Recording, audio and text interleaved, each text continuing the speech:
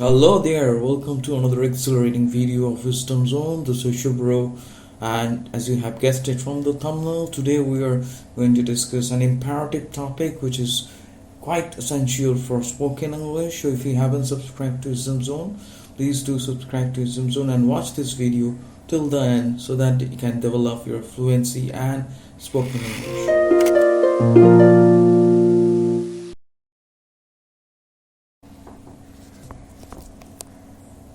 So today we are going to discuss about prepositions, as you have guessed it from the thumbnail, and we are going to focus on confusing prepositions. So before that, we must know what is a preposition, right?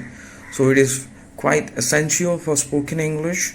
So a preposition is a word or a group of words used before a noun, pronoun, or a noun phrase to show the direction, time, place, location, or relationship. Okay, so in order to show the relationship, in order to point out the time, in order to talk about the place or location or direction, we need to use prepositions, right? So as you see here in this example, the teacher is in the classroom. That means the preposition in is giving me the exact position of the teacher, and the teacher is in classroom. So by using in, I can point out the location or the place of the teacher, right? The noun. And the second example is, see, it's mentioned he lives in Mumbai. So I'm talking about the place.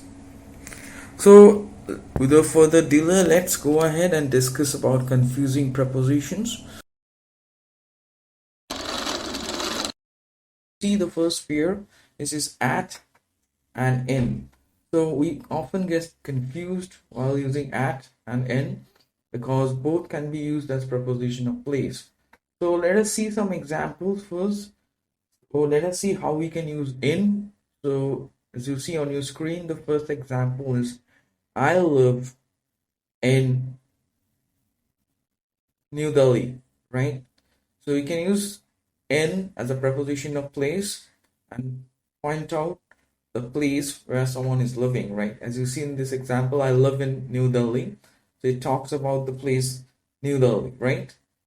Again, the second example, as you see on your screen, I live at Rohini, okay, in Delhi. So here, when you're talking about a place which is small, we use at before that, and the concept is that if we talk about a place which is quite big, we use in before that. So here Rohini is smaller than Delhi, so we use at before it, right? And Delhi is much bigger than Rohini, so we use in, right?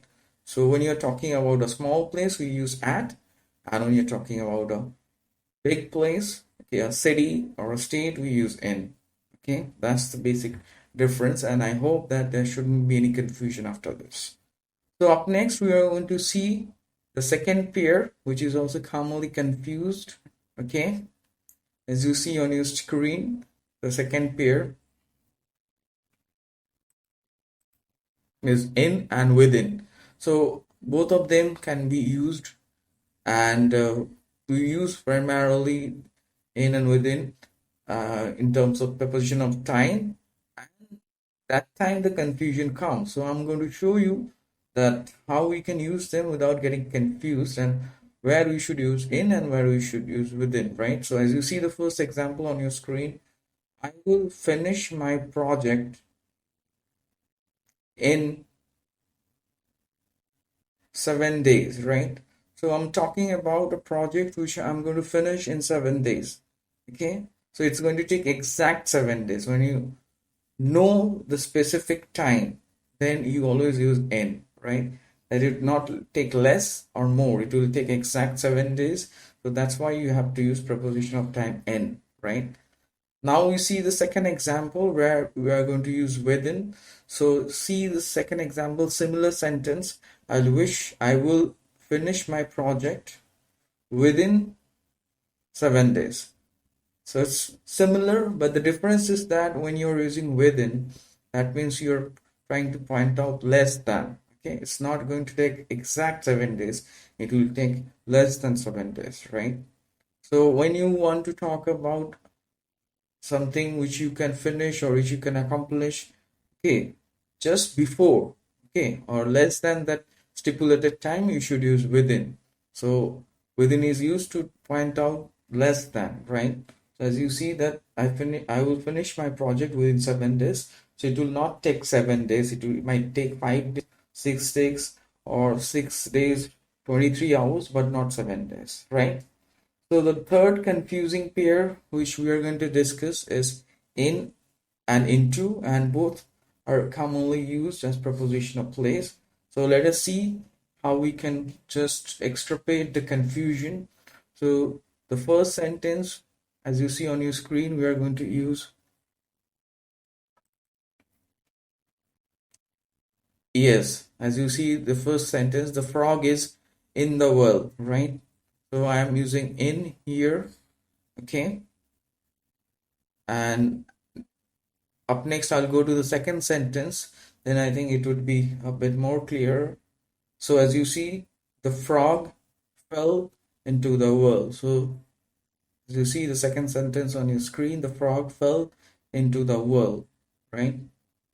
So the basic difference is that when you're talking about something which is already there in a state of rest, we use in. So as you see in the first example, the frog is already there in a state of rest. So we use in. The frog is in the well. And in the second example, the frog is in the state of motion, right? The frog fell into the well, right? So jumped into the well. So that time you have to use into, right? So that's the difference. I hope there won't be any confusion after this. So when you're talking about motion, something going in motion, so we use into. And when you're finding out something which is in the state of rest, then we use preposition in. So let's see the next confusing pair. It is between and among, which I think is quite confusing. I think most of the time people get confused. So let us try to address this. So at first, I'm going to show you how we can use between. So as you see the first example in your screen, the prize was given between Ram and Rohit, right? So whenever some activity is going on, activity that involves two, we use between, right? Here, I'm talking about the prize distribution or the prize which was given, and it involved two individuals, Ram and Rohit. So that's why between is used. Similarly, when we are talking about any activity or anything that happens where more than two people are involved, so that time we use among. As you see in the second example, the prize was distributed among the students. It's more than two, right? It's students, plural. It can be 20, 30. So obviously it's more than two, I would use among, right? So that's the basic difference. When it comes to two, any activity that goes on between two individuals, we use between, and more than two, we use among. Okay? So I hope after this there won't be any confusion where to use between and among. So let us see the next confusing pair, that is beside and besides. Okay, so let's see the first example. Rohit is sitting beside his brother. Okay, that means by his side. And besides is the second one, which means apart from. So as you see the second example, besides singing, he also writes poetry. That means apart from singing, he also writes poetry. So it is something additional. So it is totally different, right? So that's the way you should use besides. So up next, I'll show you the last confusing pair, which is by and with. I think it is commonly confused, and so many people get confused while using by and with. They are totally baffled where to use by and where to use with. So let me show you how we can use by and how we can use with. Giving just one example, as you see on your screen, the picture was painted by him, right? So when you're talking about the agent who does the job, who does the work, we use by, and we use with to signify the thing which is used to do that job. Okay, so as you see, he, yes, as you see this example, the picture was painted by him. Okay, the agent is him, so I'm finding it out by using by and with a brush, because brush is used to paint it, right?